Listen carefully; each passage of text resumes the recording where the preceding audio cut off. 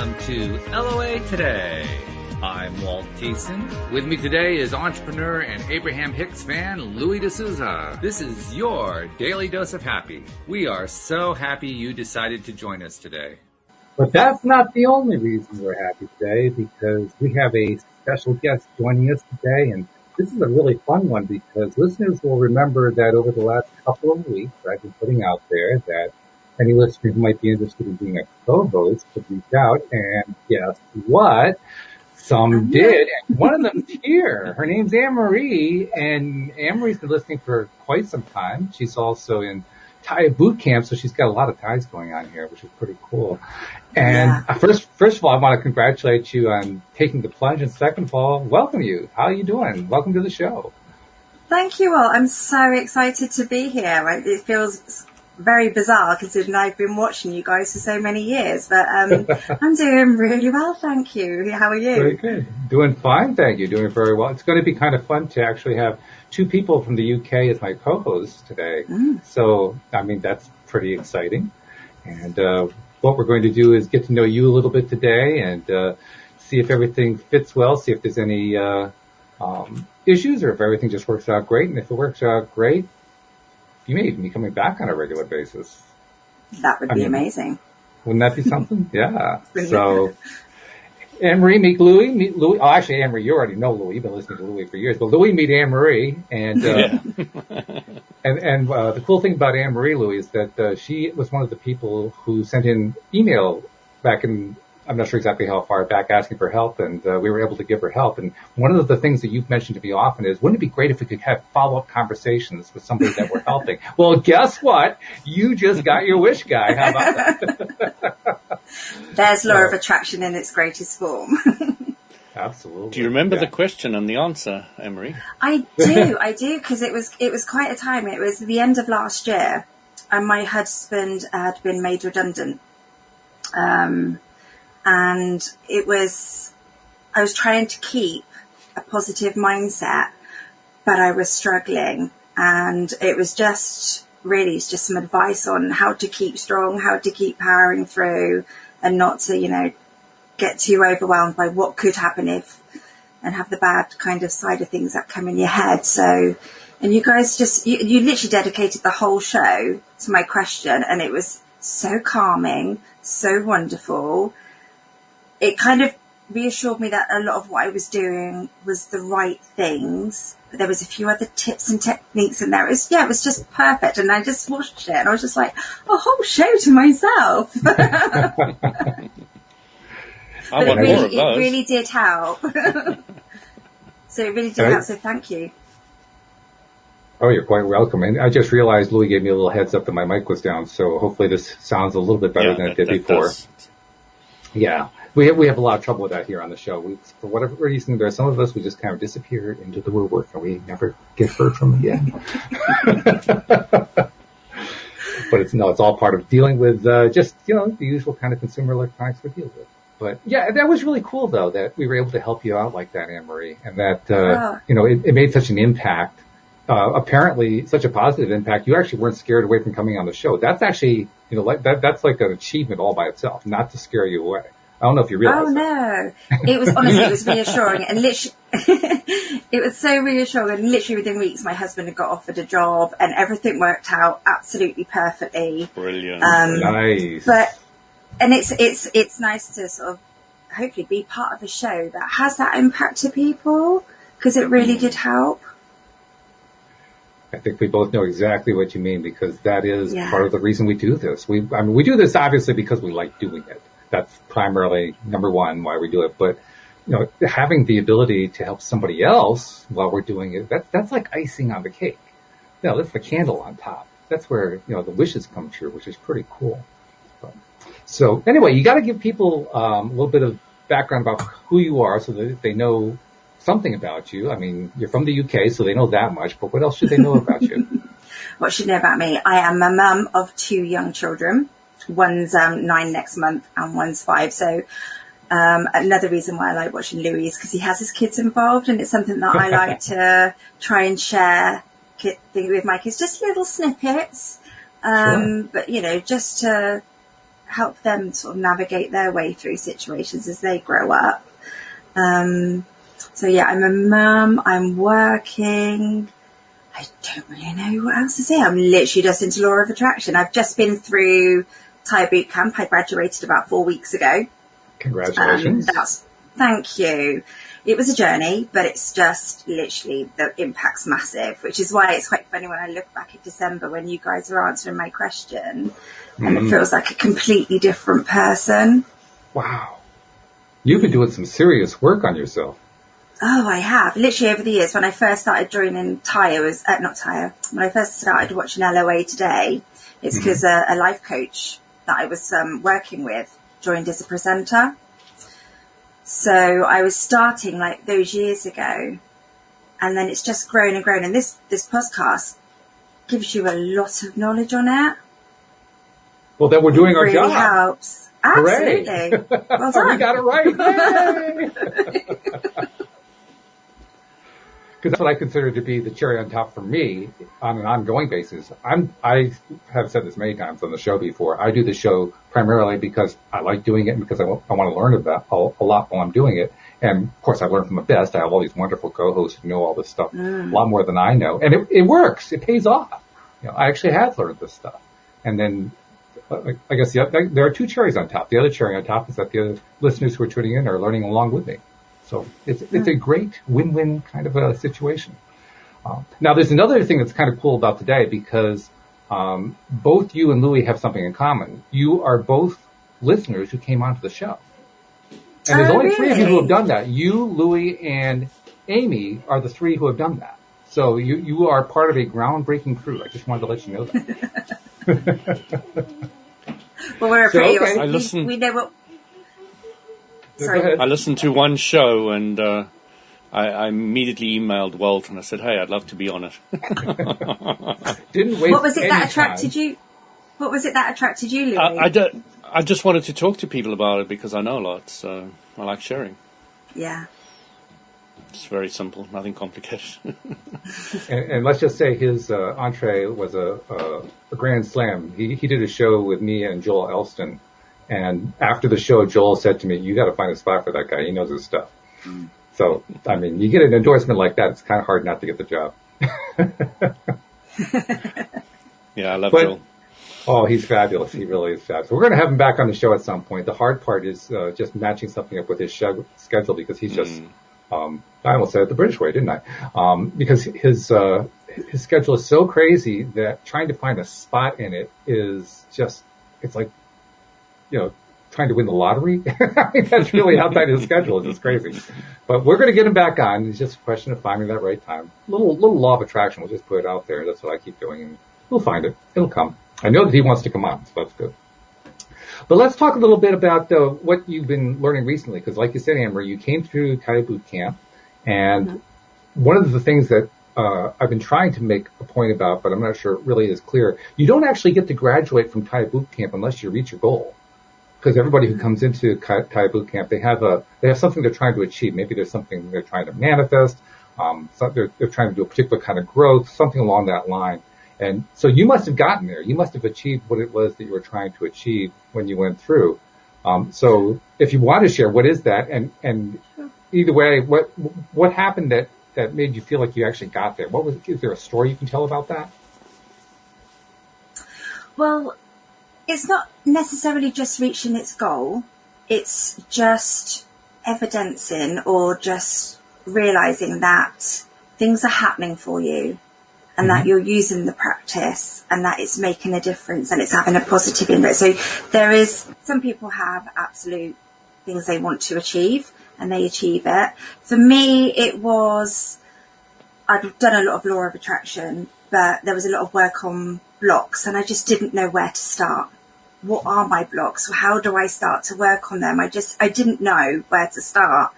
And a lot of law of attraction is, stay of positive mindset, but that's not always easy. So after watching David on LOA Today, and him discussing polarity and, how that's normal, how to deal with it. And I was like, this is something that I think might help me with that.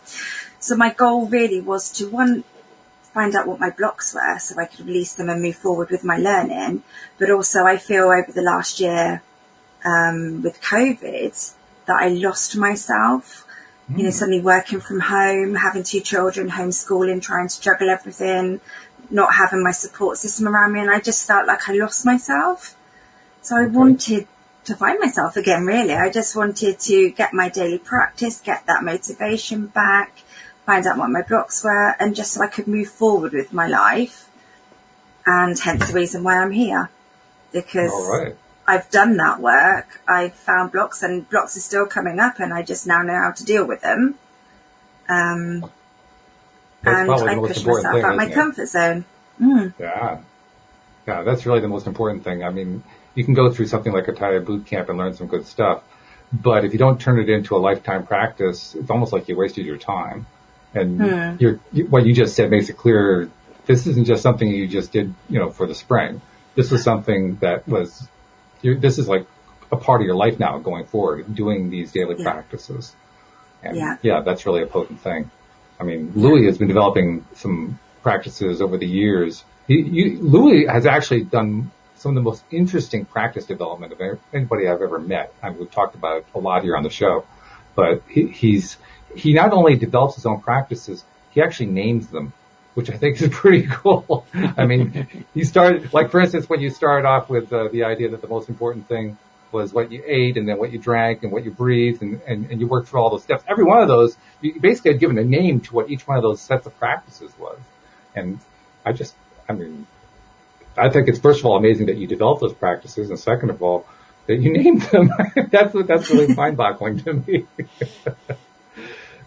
But when you were going through all that stuff, I mean, you weren't treating it, well, I don't know, were you treating that like a boot camp where you're doing it as an intensive? That's really what a boot camp is. You're just intensively diving in. Well, if you want to understand whatever you want to achieve, it's a want. I mean, if you break it down to its simplicity, it's a want. Mm-hmm. And from the age of 8, and I've said the story 100 times, I don't know if Anne-Marie's heard it, but the age of 8, I said to Mom, what is truth, love, and God really about? And she went, huh? And I knew that I had to find it out for myself. So that desire within me to understand life is paramount.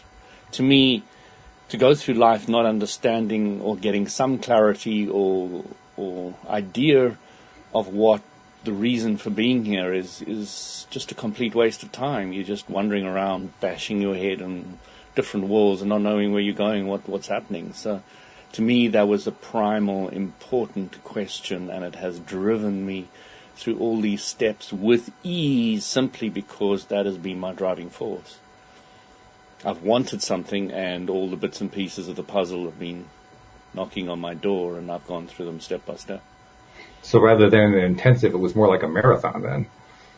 No, it was just a fun journey. I mean, no, it was a fun journey. Okay, I'm making too much of it, I guess. Well, let's say when I was in the religion aspect, it wasn't, because I was really pushing against things I didn't like, belief structures that I didn't agree with, and all the rest of it. But once I started realizing that I had the freedom to choose what I wanted to believe, based on a belief is a thought you think often, then I just ran with that. It's very simple. You always make it sound very simple, and then off the air you tell me about all the things that are complicated. I can't get you to do it on the air all the time. Well, Walt, I've had such a terrible day. Let me tell you about it. Actually, he's never done that off air, folks. Not even close. But it is funny how it all breaks down to something that's very simple, and yet we've done over 1,500 shows on a very simple subject. So even the most simple subject can be quite complex because there's so many aspects to it. The idea is it's simple. It's not necessarily easy. It's not easy necessarily to apply. Because we, like Anne-Marie was discovering, we trip ourselves up. We create little blocks and resistances, or big blocks, or, massive blocks. And then we have to learn how all that works, and then how to get through them, and all that kind of stuff. And all the while, it's just one simple thing: law of attraction. End of game. It's amazing how something simple is so challenging. So, okay. you were going to say something, Louis? I'm just kind of down. Oh, no, it's just, it's a little more than the law of attraction. As you know, Abraham Hicks, when they explain it, it's, they do fillers. So there's a bigger picture behind it all. It's not just the law of attraction. So, okay, now that you've teased us, give us a little bit more on that. Opened the Pandora's box. What That's are the right. other things? So you were non-physical before you came into the physical universe. You came into the physical universe to take on a vibrational interpreting machine to play with the contrasting universe. When you know what you don't want, you have a better idea what you do want. So when you put all those bits and pieces together, and there's more than that, that I've come to discover along the way, then you get a picture of what life is. It's not just the law of attraction. The law of attraction is the basic law that if you don't know what it is and you don't use it to consciously, then you really wander around with your eyes closed. I was saying to this guy in the sauna the other day, he said, I really want to teach you the law of attraction, and it's so simple. This is something you've got to do. If you can do this, if you can really do this, you will completely understand the law of attraction. So he said, what's that? So I said, right, focus very clearly on what I say. Can you visualize a pink elephant? And he says, yes. I said, can you see the pink trunk? Can you see the pink legs, pink tail? Can you see it all? I said, yeah, now I want you not to think about it. Once you understand that, you understand the law of attraction. Okay. What was his reaction? I'm just curious. He was saying, yeah, I can't not think of a pink elephant. And he was just sitting there quiet. This profoundness was washing over him. But, it really is an accurate point. When you say no to something, you're saying yes to something you don't want, which is the basic principle of the law of attraction. And when you kind of get that, you start realizing how to massage your life in a more focused and clear way on what you want and not what you don't want. And then you start moving forward clearer, etc. So. You also made an interesting comment there that I'm going to juxtapose with something that David Strickle says, because you talked, and I don't remember exactly how you said it, but you talked about how you need to understand how the law of attraction applies so that you can use it, yada, yada. One of the things that David Strickle said to me recently, I think he's actually said it in groups and so forth, is that he doesn't really talk about law of attraction anymore for the same reason he doesn't talk about law of gravity. He says it's kind of pointless to say you're going to walk down the street and apply the law of gravity. It's there. You just don't even have to worry about it.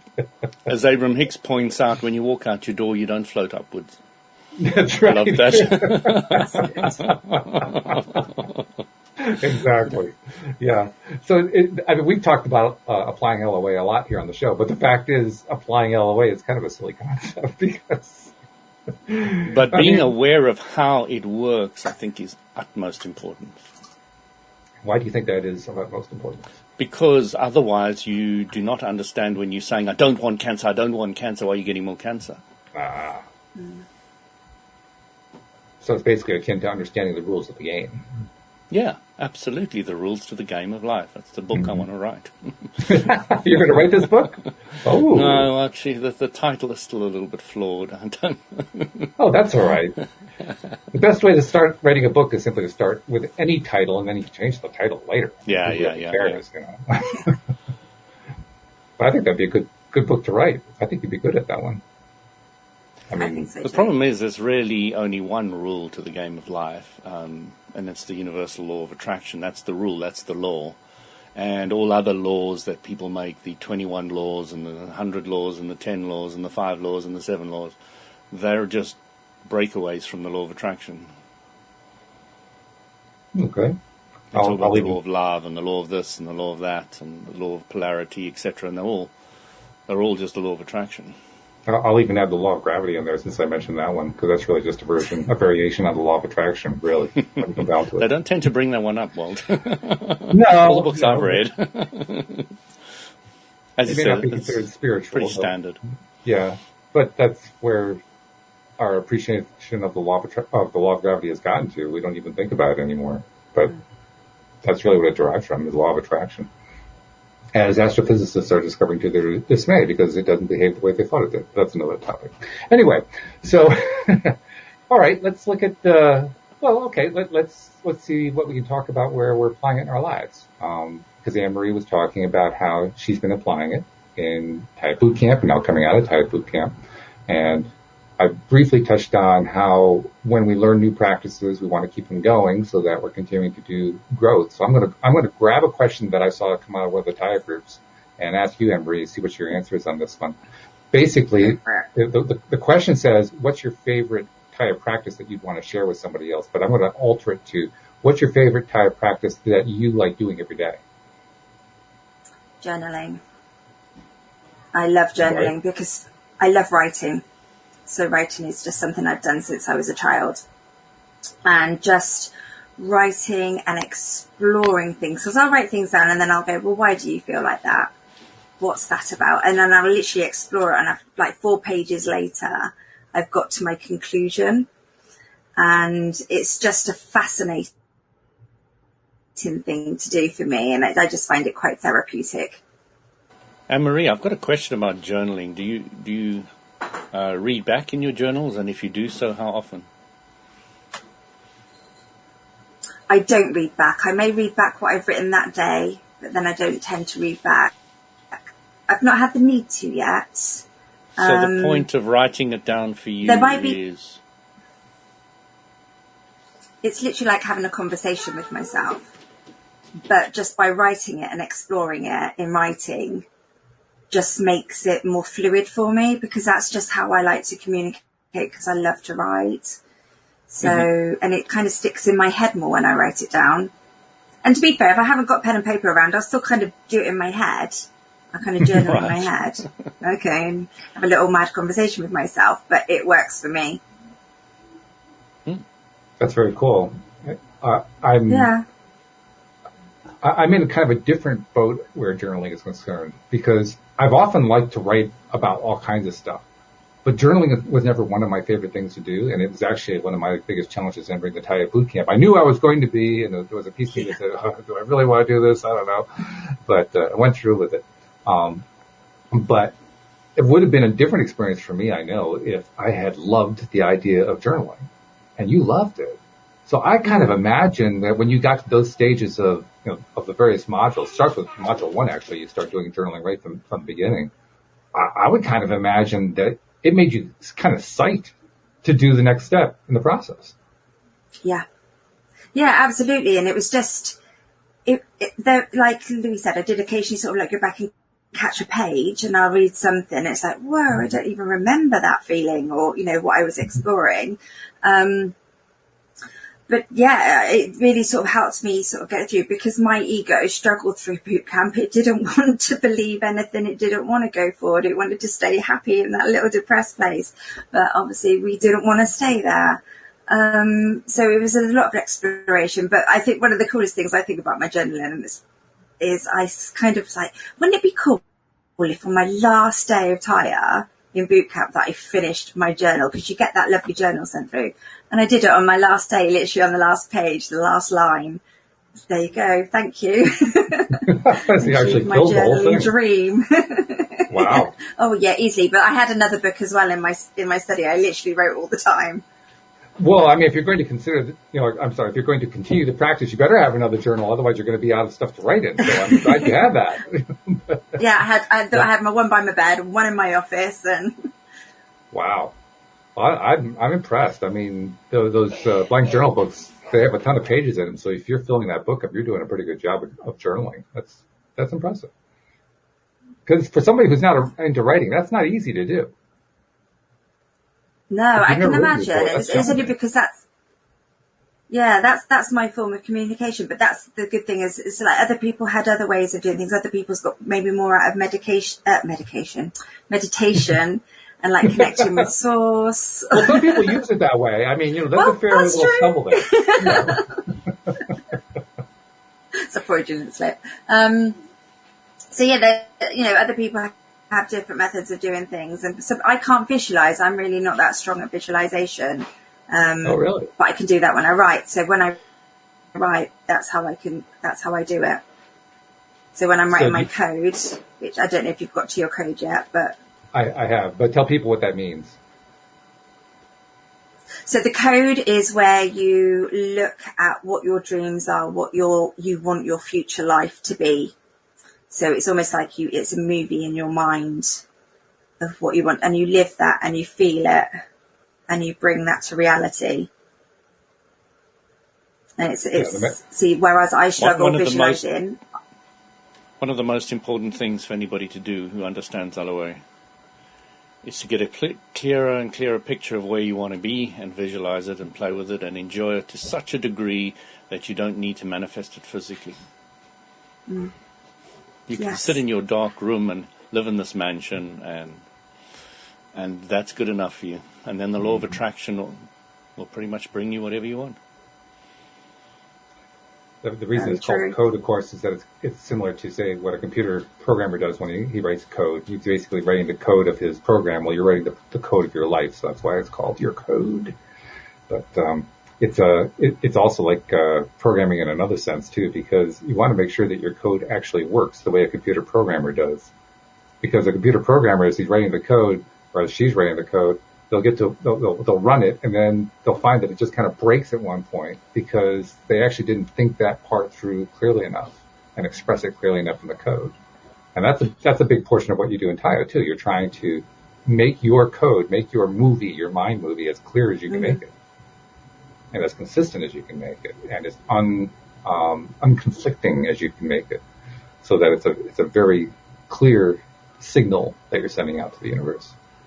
And you understand the teaching that Abraham says about that is that if it starts becoming, when you become too specific and it starts becoming, I can never really achieve this, etc., then you must go more general. Right. So then you move back to a little more general, and then when it starts feeling a bit better, then you can move a little more focused, etc. So you play with that forward and back aspect of general and focused based on your emotional guidance scale. Mm-hmm. Mm-hmm. Yeah, that's another thing I've been really paying close attention to in my own entire experience is making sure that I'm only putting out stuff, whatever it is, visualizations, journaling, whatever, when I'm in my high vibe state. Because I have such a long history of putting stuff out in lower vibe state and getting completely the wrong results. You would have thought that I would have learned it by now, but hey, I'm finally facing it, finally paying attention, finally saying, okay, I'm only going to be focusing when I'm in high vibe. And that means that if I'm in low vibe, I have only one job to do. That's to get into high vibe. And it simplifies things. But there's also a discipline that's involved in that. You have to kind of be true to it. You have to actually pay attention. You have to do little check-ins with yourself. You have to notice when you're down that spiral or down in the low vibe space. And then all those things you've been talking about, Walt, are called awareness. Oh, so you're telling me that I've been unaware. Okay, thank you. I appreciate that. Anytime, it's funny because I'm relatively new to LOA. I mean, law of attraction. It's something that I've come across in like the last 3-4 years. Mm. So I'm still learning. So I hear what people say and I read books, and it's only when you start practicing that it starts to become real. So I used to think, I live in appreciation, but it's only now that I realize now I live in appreciation. Yes, I appreciated things, but I wasn't feeling it. I wasn't fully embraced with it and embodied with it. So that's kind of what I found. Mm-hmm. I think we all find that. So, Anne-Marie, what I'm hearing is that you're starting to understand the vibration of the emotional guidance scale, for want of a better word. You're starting to really feel what it means. You know, I remember Abram was saying about Esther. Esther's like really starting to understand the difference between I don't care and appreciation. And she says the gap between the two is huge. And that's stuck in my head. I was like, You know, this is Esther, so... I don't know much about Esther. No, I haven't. I haven't, because I hadn't really heard of Abraham. But it's not something I've studied, but it's something I will do, because she's, from what I have seen, she's so interesting and beautiful to watch. Mm-hmm. I've watched the odd bit, and very positive. When you're watching her, you're not watching her, you're watching Abram. Yeah, Abraham, yeah, but yes, I am. She's just a vessel. She's a vessel, yeah. But yeah, well, she's also like David. She's very... also a filter. I mean, she's not just a vessel. She's filtering. She's filtering what the stream's message or the Abraham message is through what Esther knows and understands. Yeah, that's all that she can do. It's why Abram says that the message through Esther can only be in English because Esther only knows English. Right. Exactly. So yes. There is a filter. Yes, I agree. Yes. Sorry, I interrupted, but I wanted to throw that in there. No worry. But from what I gather, I mean, Abraham is very different to David. I mean, David, I was attracted to through sort of LOA because I just believe that's what I was meant to do for what I needed. Mm-hmm. But now I understand more about it. I think Abraham is something I'm going to start studying as well, both in parallel. So I think it'd be interesting to have the both learnings. And Marie, can I make a suggestion? Absolutely. Can you replace the word study, or what did you word? What word did you use just now to learn Abraham Hicks? Learnings? No, you said I wanted to work at it, I think. And I would replace the word play with it. Yes, that's a much nicer word. That's stuff that I need to pick up. It's the word, because it's so crucial, isn't it? So working is the old mindset that we brought up with. You've got to work hard, study hard to get anywhere in life. Now, that is all BS, all right? Complete, absolute, utter. Once you start to understand the law of attraction, you understand how much it just is not the way it is. So you start rephrasing a lot of words that you use, like work into play, etc., etc. And if you do that, you really have a lot of fun with it.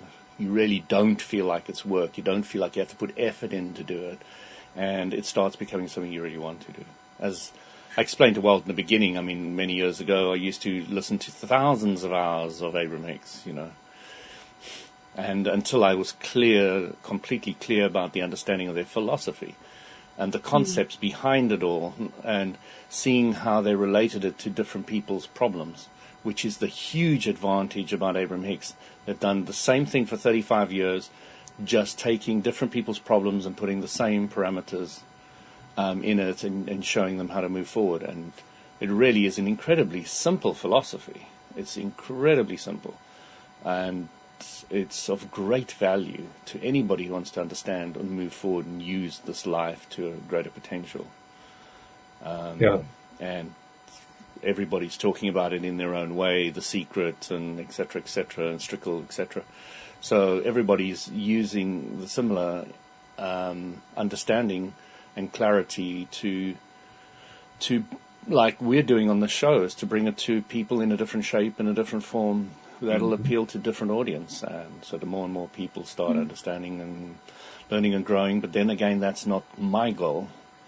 My goal is knowing that nothing's wrong and that everything's okay. So my goal is just to enjoy doing what I always want to do, and that is share this kind of information. So along the way, I'm just trying to give clarity, and it's often clarity is more for myself than for others. And I just enjoy it, and when I'm sharing it, I'm just so passionate about it, and it comes out. And it's all fun for me, Yes, it's all about the fun. That's really interesting because absolutely, it was definitely fun. But something that we had a summit with David, and one of the things was that I took out of it, and I literally bubbled it, and it was like, stop being so serious. And it is, I do have to remember to have fun with it and to play with it. And, I'm just like, I really need to learn. So and tell all me, you're doing Anne-Marie, is hammering, and you're putting all these blocks what's so serious? Tell me what's so serious. Nothing is serious anymore, but it used to be like, oh my god, I can't say that, I can't do this, I can't think like this, I'm feeling really down and something bad's going to happen, and then just literally, oh no, I'm going into this panic mode, and just take it, instead of just relaxing and then just enjoy the moment and think of like things that you have fun with and just sort of get back into a good space. But I literally used to go into panic mode and deer in headlights, and just remembering, actually, life's quite a good fun. Let's enjoy it. Absolutely true. It is remarkable. And that changes your entire life, and it'll also affect your kids and a partner, etc. So I'm finding that. Being aware of that, and being detached enough to let them go their own way. Yes. Okay. You guys must all understand the law of attraction, and this is the way to go. You must believe what I believe. Otherwise, you'll never. Yes. Okay. That doesn't fly. All right.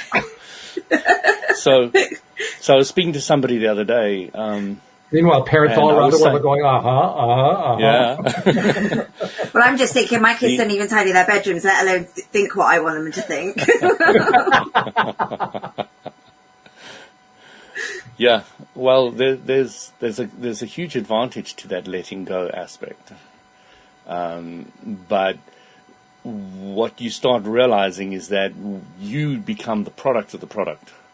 And then they say, "Ooh, I want some of what you're getting," and then they ask you. And that's the natural progression of how it should work. I was speaking to somebody the other day, I think I mentioned it on the last podcast, but I don't know if Anne-Marie heard it.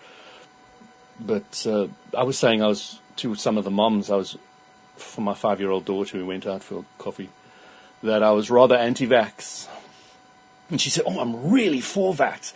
And then I turned around and said, "I'm really happy you're for vax. I'm very happy you're clear about what you want and where you want to go and what you want to do. What I'm not happy about is when people take their belief structures and start to enforce it on other people.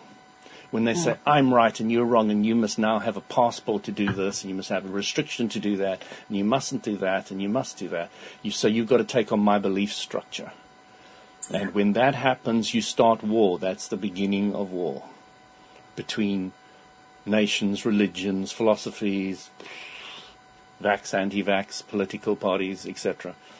So when one group of people start enforcing their belief structure on another, that's where the war starts. So you've got to be really relaxed about letting your kids, your family, your loved ones, etc., believe what they need to and want to believe at that moment in time. Absolutely. And that takes quite a level of detachment and just letting go and, c'est la vie. Yeah, I mean, I just try and view it that what their experiences, what their learnings are. I mean, I could tell them everything, what they take from that. I mean, I listen to many things, but what I take from it is what I take from it. But we have conversations now, as things happen at school, which we're like, oh, this is happening. I'm like, okay, so again, just trying to explore the fear. So what's the worst that could happen? And what do you want to do? And we just explore things in a different way. But my eldest, my goodness, her manifestation is just, she gets free stuff wherever she goes. So I'm saying to her, I keep saying to her, you're really good at manifestation. Because I'm like, I want to lock that in there. You're really good at manifestation. Because literally, wherever she goes, she gets free biscuits, free lollipops, free toys, all the time. I'm like, you did the lottery. Nice. It's like my daughter came to me when she was, about 6-7 years old. She said, "Dad, I want a bicycle. My neighbour's got one and I want to ride with her." And I said, "Well, go get one." She said, "What do you mean?" So I don't have the money. I said, "Go get one." I said, "Visualize it. Visualize that you're riding it, enjoying it, having fun on it." And within a week, the next door neighbour said, "Oh, the elder daughters can't use this bike anymore. It's too small for you. Do you want it?" And at the end of the month, a friend of mine was leaving for America, and he said, "Oh, I've got a spare bike. Does your daughter want one?" And it was slightly bigger than the last one. So within a month, she had manifested 2 bicycles, and I hadn't paid a cent. So now I need to learn that. This is the kind of information that your child needs to learn. Oh, I don't have to go to mommy and daddy to get something. I can manifest it myself. It's a very important lesson. Well, I do say to her, it takes a lot of the stress away from the parent as well, having to supply everything. Absolutely. I mean, it's certainly something I say to her. She was like, "Oh, I really want this." You can speak to the universe, and we probably need to do a bit more visual. I do say to her, "Yeah, mum's woo-woo stuff. Oh my gosh, yeah, she goes again." I mean, Daddy says mum's a tree hugging hippie. Yeah, that stuff. Yeah. And nothing wrong with But the it's quite cool because, yeah, but you're right, Louis, because like the other day my husband went into her bedroom and he thought she was watching telly. He was going to tell her to watch the telly, but she wasn't. She was journaling. And I was like, that's my girl. Because you're right, they copy what they see. Yeah. So that's why I was saying you've got to be the example. And if they like it, they'll take it on board, and then there's no pushing and pulling. Well, I think you're actually the example, regardless of whether you plan to be. What you're actually advocating is become a conscious example. Be careful of what your example is. Be certain of what you want to be providing as your example. Yeah, because that's what. That's the thing about life is it gives you an endless amount of chances to fix things, isn't it? Mm-hmm. If you're alive, you've got another chance. Mm. If you're dead, you've got another chance too, but no, we don't quite know that.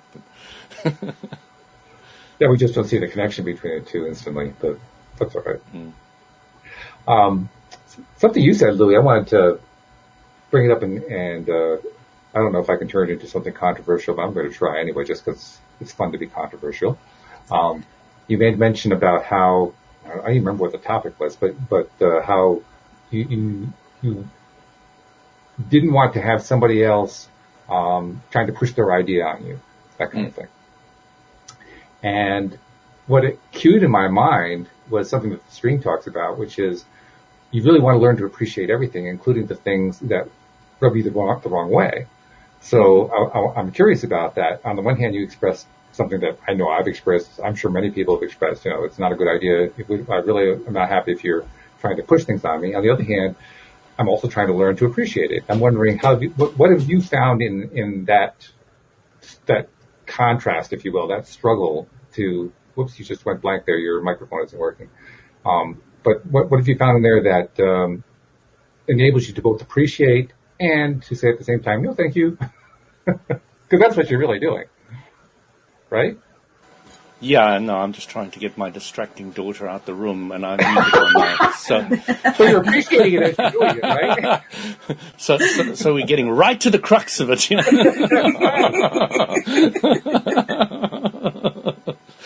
Perfect timing, LOA synchronicity. It works beautifully.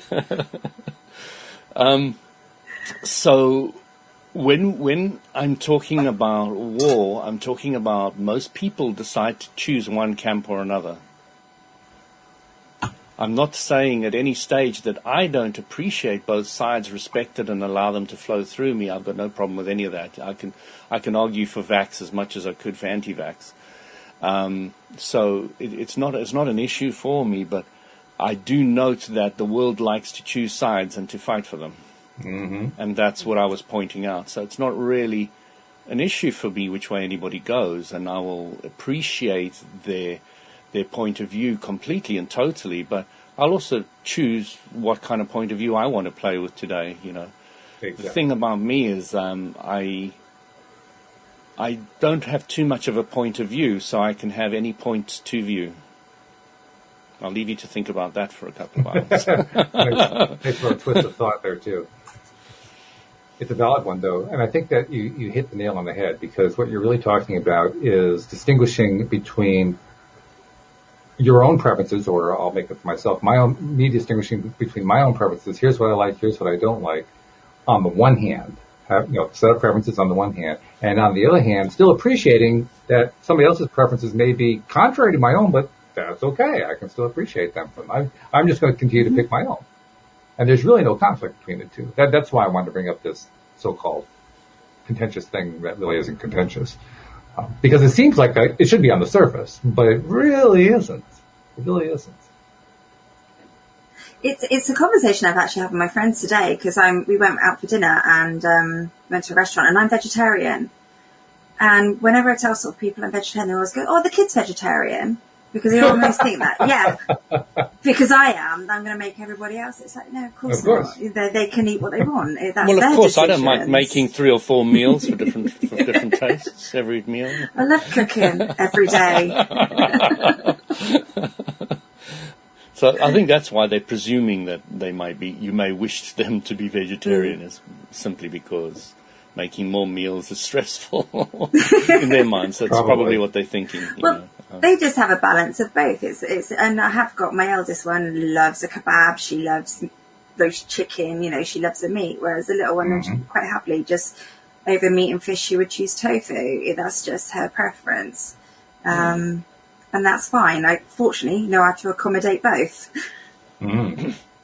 We had some vegan people around for a barbecue yesterday, and it was quite interesting. My wife was so excited because she made veggie burgers and vegan burgers and this and that, and we had a lot of things we don't normally have at a barbecue. Now our repertoire of what we can have at a barbecue, because we all like the different things, is now massively enhanced. So to us it was a huge boon.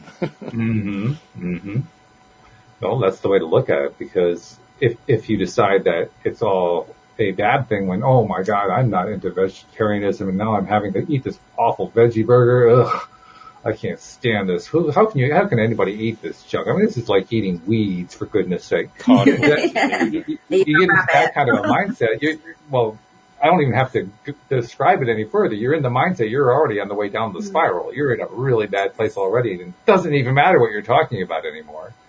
Because you're in judgment, aren't you? You're in judgment mode, absolutely, yeah. You should. But I'm right and you're wrong. That's right. Except when it's the other way around. No, I'm right and you're wrong. Okay. Well, I'm glad we got that straightened out. It's funny, I had a conversation like this with my sister the other day. She's trying desperately. No, that's my sister. She's sister-in-law. Yeah. She's my sister-in-law. No, this is my sister, PJ.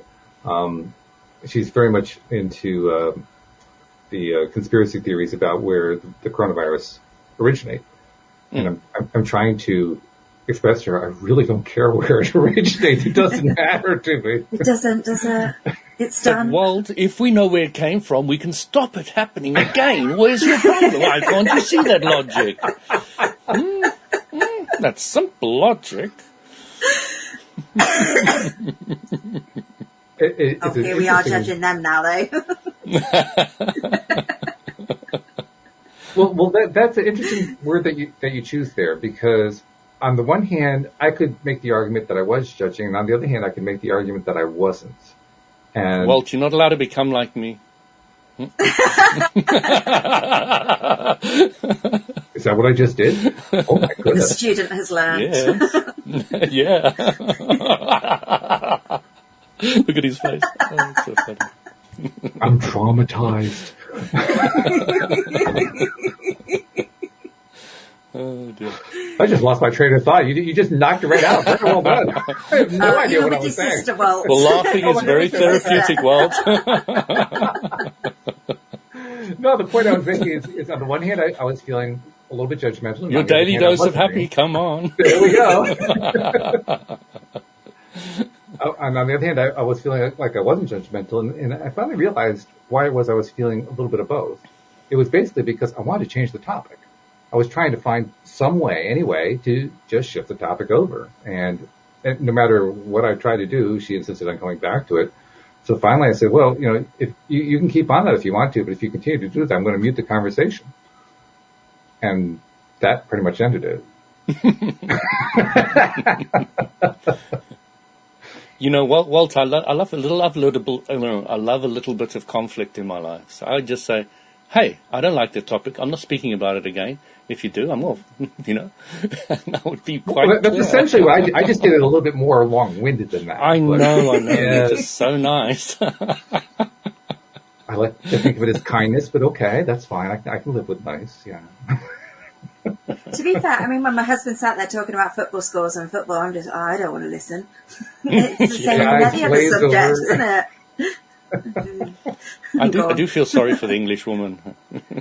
South African woman, it's the rugby and cricket, but the football is really, really something in this country. With my husband, it's like speedway, rugby, football, soup, anything. Oh, it's everything. Yes, okay. Anything. So constantly glazed. Does he do any sport himself? No, he's very good watching. Okay. Playing. That's a sport in itself. Change the channel. Here in the United States, we'd call that a tailgater. somebody is that what just, it's called? yeah, based on the idea that when somebody attends a sporting event, usually there's a party beforehand in the parking lot where they pull out the barbecues and they do that on the tailgates Yes, of their I've trucks seen and so that. forth. Yeah. Yes, I've seen that. That's where it originates. But yeah, that's a tailgater. Or if you go back about 30 years, that's a couch potato. Essentially the same thing. Yeah. Just different venues is all. Yeah. Well, I was going to say he's even been to America to watch the American football. So Okay, so there you go. Well, actually, from what I understand, that there are American football exhibitions in the UK, so he doesn't even have to go to America for it. He can just wait for it to come there. I mean, I'm just glazed over, Walt. that's right. But you know, that's a natural defense as well, is just letting it flow through you and not taking on board what it is. And I remember when I was in the IT profession, I was working in all the blue chip companies in London, like the BBC, Chase Manhattan Bank, Met Police, House of Lords, House of Commons. And, you know, the guys who worked with me said, "My God, Louis, you've just got such a Teflon coat. You just let everything just drip off you. You don't take anything too seriously." I was like, "Yep, that's me." Well, I actually work with I work in an IT department, and it's actually really helped me do entire working. Just don't get involved. Just, you know, you don't have to say anything negative. You can say something quite positive in the conversation, or just step back. And it's just nice not to be distracted into it, I have to say. Interesting. All three of us have One of my favorite sayings to any conflict is, you know, when somebody's bitching or saying anything negative, I say, "Oh, I love you too." And then just breaks it up completely. Can you imagine saying that to your boss? "And I love you too."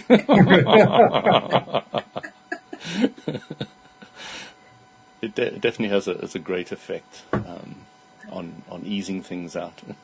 I was just noticing that all three of us have a background working in IT, and it made me flashback to the last time I was actually working in an IT job, which was about 20 years ago. And in that job, there was a phrase that was on the bulletin board of our little, our floor was divided up in, like most floors, was divided up into cubicles, and there were like little cubicle sections. So each section, that was the Linux section, this is the Windows section, that section is the database section, so on and so forth. And in our little section up on the wall, there was a sign that I just realized was there all along, and it has become something of a cliche in the modern LOA movement. And the sign said, "There's nothing serious happening here." And I'm thinking, that's really interesting. I hadn't made that association before. I had that as part of my subconscious programming long before I knew what the law of attraction was, long before I had any clue about any of this stuff was. But yeah, that sign was up there. It's pretty cool. So That is cool. Two things. Not just that the sign was there, but we all have an IT background. That's pretty wild. I don't know why, but it reminds me of something when I was in university. They were building a new library, and there was this huge construction going on and this huge barriers all around. And I really appreciated the construction company because they put huge signs around the barrier saying the inconvenience is temporary, the improvements are permanent. Yes. Like it. Very, very good. I like that. Yep. Well, that's polarity, isn't it? Clarity, yes. Clarity, and for some people, annoyance. It just depends on your viewpoint. Right? Just depends on who's doing the listening and who's doing the observing. But, for a construction company to put that up on an educational site, I thought it was very intelligent. Whoever did that, I was like, really good. Yeah. Full stars. I never forgot it. I think this is just genius, because it'll appeal to the intellect of the university people, etc. Sure. It's funny how there's all these overlaps in life like that. They come around a lot more than I think we give them credit for. And again, that's law of attraction at work. You have a certain focus going on, and it brings in other stuff with the same kind of focus. That's just part of it. But I think it's also fun. And I say that just because I think it's worth celebrating. I don't think we notice it enough, and I don't think we celebrate it enough when it happens. So I think it's cool to notice that. I think it's cool to bring it up. I think it's cool to just get excited about that kind of thing. That's just one more way to appreciate. And Marie, I noticed that pretty much the hour is gone already. But I wanted to ask you a lot more questions about yourself, but we have to probably leave it for other days. Well, you can get in maybe one or two more, and that's about all we got time for. But we could do that, depending on how long the answers are. Have you ever, at any stage of your life, I like asking this question just because it was my experiences, have you ever asked yourself in this life, what are we here for, why are we going, where, all those kind of things? And what age did you kind of become aware that you were asking those kind of questions? Oh, I'd say I was pretty young. I was a very serious child. And I used to sort of wonder, why are we here? What's going on? What's my purpose? And you know what? I mean, I'm in my late 40s now, and I still say, I'd love to know what I want to be when I grow up.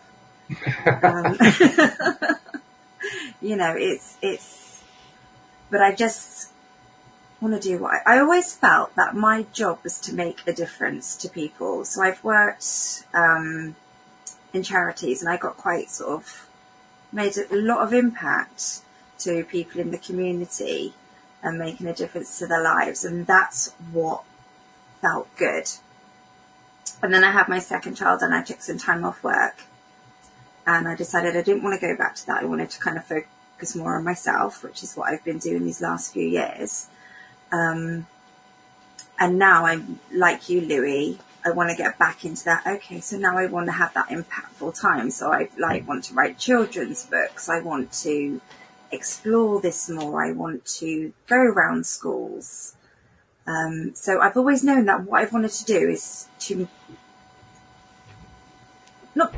bring joy to other people and make a difference to other people's lives. That's always been strong in me, but I've never known what that was.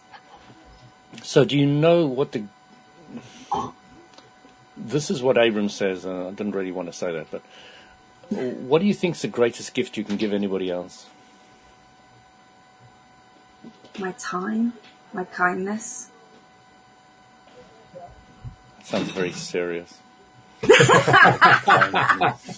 And a good glass of wine then, okay? A glass of wine. So I'll tell you what Abram says. Abram says your own happiness. Oh, okay. That's not what I would have thought. Happiness. Your own happiness. Yes, that makes perfect sense now you say it. So instead of wanting to change others, help others, do other things, get into that really happy, positive place, and you'll be doing all of the above. But without even trying. Yeah. Without even trying. Effortlessness. Yes. I love the show. I've learned so much on this show as well. Both sides of the camera is awesome. It happens on both sides of the mic, no doubt about it. Every single week. I don't learn anything, Walt. What are you talking about? Well, you hide it very well.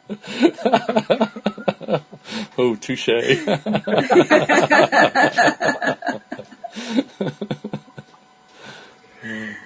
It is noteworthy, and it is fun and fascinating that we're able to take a show like this and just turn it into a learning experience at the same time that we're making it an entertainment experience, both for ourselves and, as it turns out, for people who listen.